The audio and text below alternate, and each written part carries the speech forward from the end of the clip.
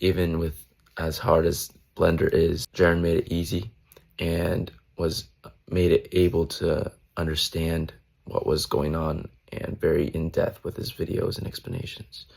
Hey everyone, this is Bryce. Thank you for Lemonouche for this amazing shoe design course. With this shoe design course, I was able to design, model, and even render.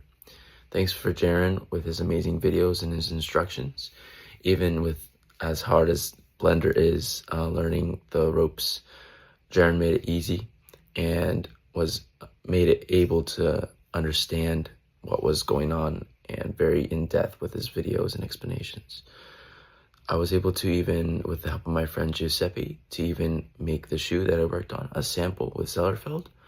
And we've been in the process for about 2 weeks now, and it's amazing. So I appreciate Lemonouche for this, and it wouldn't have been possible without them.